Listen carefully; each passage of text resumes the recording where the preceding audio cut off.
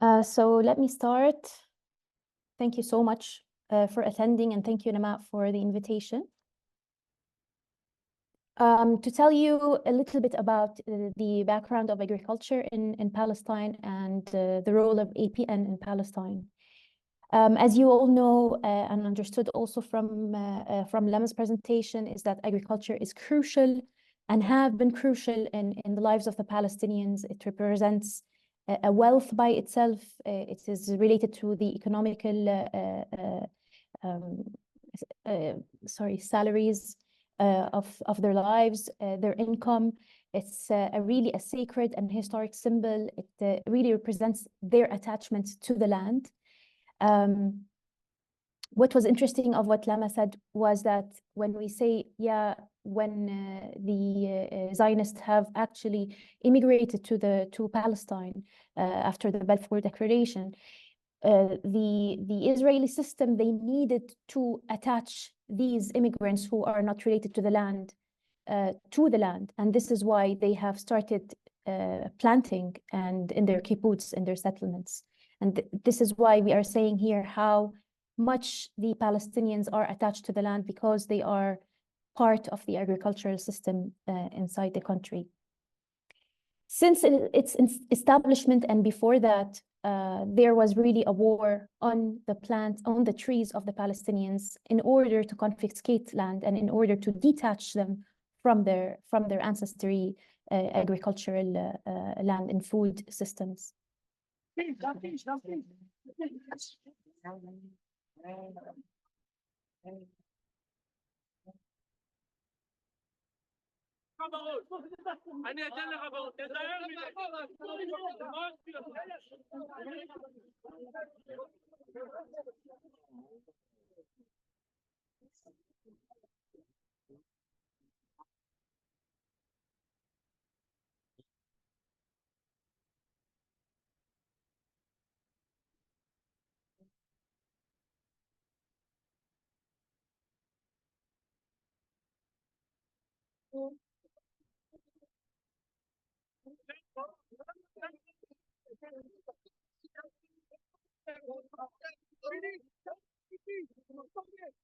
I'm going to stop till here.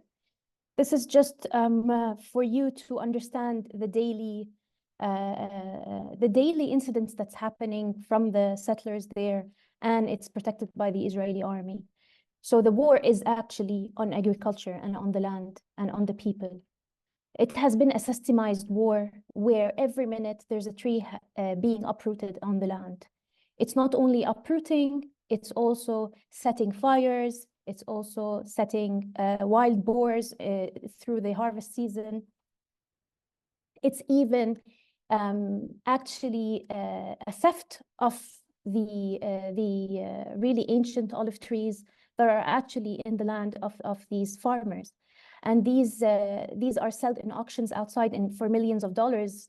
For example, as a landscape architect, I know that this is a very luxurious plant that is actually used in landscape architecture. So it is sold in auctions, but at the same time, it's actually taken to be planted in their settlements, so that they feel, or the people that come visit, they feel that this is part of their history. But if you really come close to these beautiful trees, you will notice the chains around it and the way they have uprooted it in a very monstrous way. The war as well is not only on the plants, on the trees, it's on the infrastructure of agriculture. It's focused and deliberately attacking the stocks and the greenhouses. Why? Because it is part of using the food as a weapon. And we are now witnessing very clearly what's happening in Gaza. They are using food as a weapon, and they are using it to starve them in order to continue their genocidal acts. It's also part of ethnic cleansing that we have been witnessing since before, of course, October 7. Just to let you know and see, they always claimed that they are here to green the land. But if you want to really look and really research you would see, for example, Abu Ghneim Mountains, what was it like native forest, and then how they are in the settlements they are expanding. And what was interesting is that Alessandra was saying that how they actually try to go for the hills in order for the settlements to be on the top part of the hill in order to visualize whatever is happening here. Other than that, for example, this is below is the Flamia village where there is a citrus orchard. Also, it was excavated. What is also rather really like sad and concerning is the excavation of the trees is not enough for them. They actually excavate the topsoil, which has all the nutritional value for the plants to grow. This is why they actually really like decrease the ability of this land to carry more plants. We have to know that also there is something called greenwashing, especially in the climate. What Lama mentioned as well is that they sometimes plant forests on top of erased villages. And this is where the romantic part is very, very confusing of really like greening the desert or greening the place, greening the area on top of already erased villages or even agricultural terraces. This is one of the villages in called Atir. The unrecognized village is they replaced the Bedouins and they actually planted a lot of pine trees that are foreign, not native, and this way they that's what's happening is like they're killing the wild habitat there. It's unkind for the soil, and it's also very susceptible for fires as well. We say, why do they uproot trees? They uproot trees because they know if they uproot trees, they uproot people from the land. They remove them from their only source of food. It's very hard for them to reach their land. So they use a lot of, ways to really humiliate them in order not to reach the space. Of course, we talked about the water, but just to tell you that with all this engineering projects that they have done, Israel is taking 80% of the water and leaving 20% for the Palestinians. And the Palestinians are taking less than the WHO baseline of water intake. It's really crazy when you think about it because they are also controlling not only the surface water and the groundwater, they are also controlling the rainwater. They are forbidding the Palestinians from even harvesting the rainwater from the skies.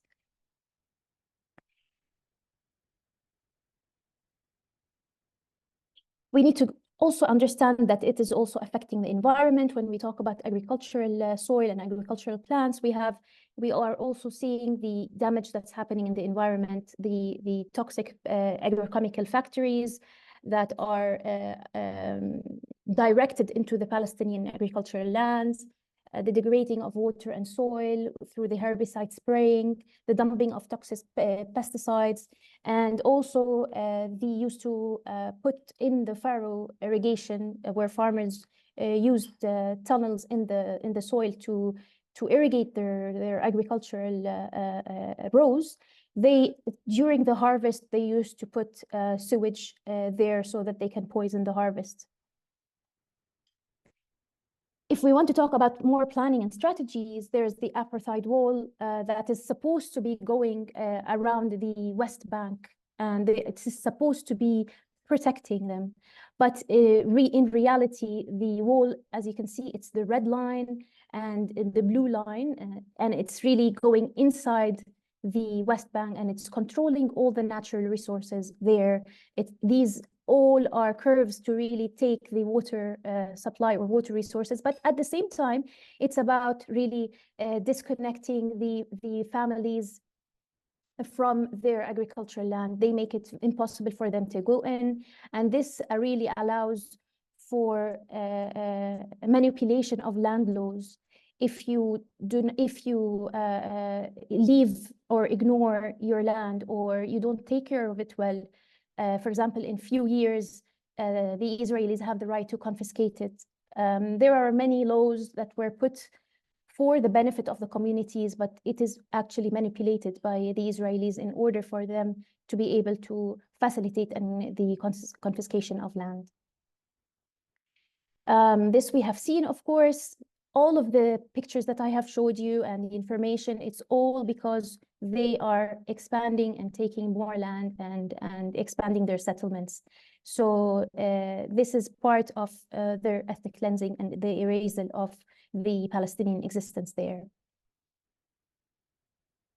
This is why APN has been established. The Arab Group for the Protection of Nature, it's based in Jordan. It has a presence, of course, in Palestine.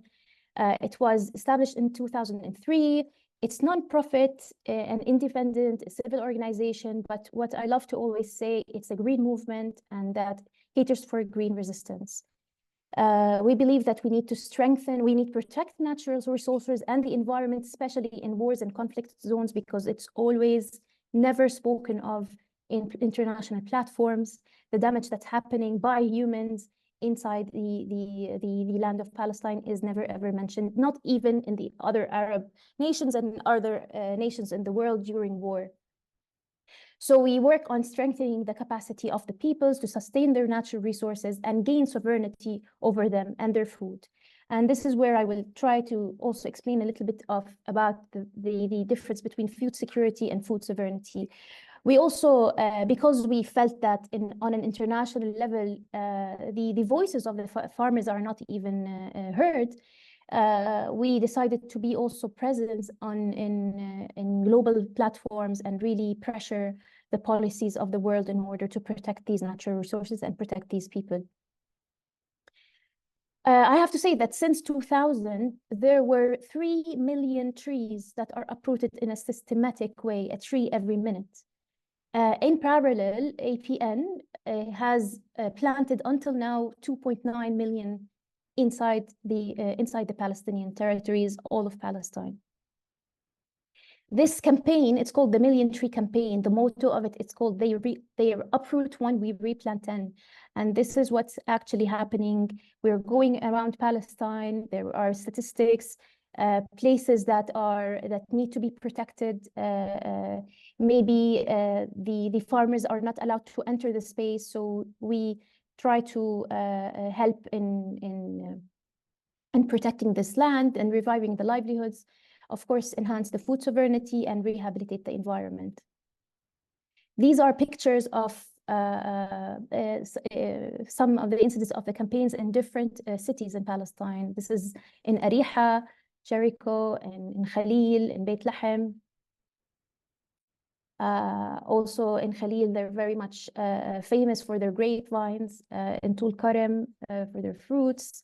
In Qalqilia is right next to the apartheid wall, which is why it's very much upsetting the Israelis now.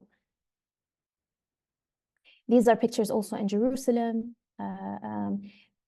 Planting trees is a form of resistance. It brings hope. It helps them to be steadfast in their land.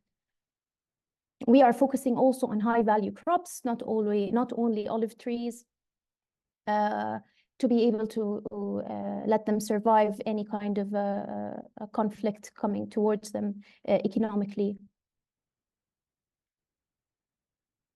In Gaza, for example, before October 7, we have planted around 460,000 fruit trees in Gaza. Alessandra, I happily heard Alessandra mentioning that they really self-independent and they don't go for conditional funding, which is why we are doing that as well. We focus on not conditional funding. We don't take from USAID, for example, or the European Union, because we know that this conditional funding will affect the type of the food that we are about to plant for them. For example, one of the funded projects of the European Union is planting flowers in Gaza. This is before October 7. And we all know that Gaza is under siege and it's actually starving. So in order for us to be free, we have to find our own ways of funding. And this is what we have been doing. For the past, all the wars before, since 2006, we have been working on campaigns to revive Gaza. For us, from 2000 to 2023, we have worked on so many places in Palestine, even from the north and the south. But not only that, we didn't only focus on trees. We found out that the war is also on animal stocks, on water wells, on fishermen, and greenhouses. So we had to really intervene on a really broader spectrum of agricultural infrastructure, and it was mostly like an emergency plan. For example, in Gaza, in one of the wars, they were bombing only water tanks, so we had to rush and buy water tanks for them. And another one, they were targeting greenhouses, and sometimes the fishing boats. If you've heard the news, whenever a fisherman goes to Hala now in Gaza, because they are starving them, they are being bombed in the sea, in the middle of the sea. We've been also doing a lot of wells, but we believe in developmental relief aid. We do not believe in sending meals. Of course, this is not the case now in Palestine. In Palestine, we need to send meals, we need to send food, we need to do all, in Gaza now, we need to do everything that is needed for them, for these people to survive. But we do care for them to plant their own trees so that they are sovereign over their trees and over their food. If I want to talk about food security, the international platforms usually, especially the UN and all, they concentrate on food security. It's just making sure that these people are not hungry. But in reality, the most important thing is to focus on food sovereignty, where these people and these communities, they choose how to eat and what to eat and when to eat. And they should be independent in producing their own food. So this is what we usually advocate for. It is the right to produce food. Now in Gaza, we can see that they're bombing their agricultural land, they're bombing the greenhouses. They are even, like, if they find a sheep or a cow moving, they actually execute it, as well as executing the men, women, and children. So we do know that they are using food as a weapon to starve the people, and which leads to genocide. Planting is a resistance in Palestine, and it's a daily thing. I have showed you one of the clips, but for example, here, I don't know why they are so scared from a person who's really like planting a tree in order to protect his land. This is also how they deal with farmers on a daily basis. These are volunteers who who knew through APN that there is a land being the trees were stolen and executed, so they were going to plant it. These are actually the heroes that I wanted to talk about. For example, one of them, Ibrahim Manasra, he refused $15 million from the Israelis in order to leave his land next to the settlement. And he said, no, just give me the donkey, a new donkey, because they killed his own, and I will stay in my land. This person also refused passports as well from the American embassy, and he stayed on his land. This woman, old woman, she passed a few years ago, but she left her house, and sorry, I think there's something automatic in this. She left her house to live in a cave inside her that's found in her land, to protect it from settler expansion and colonization. We are found on local and regional and international platforms.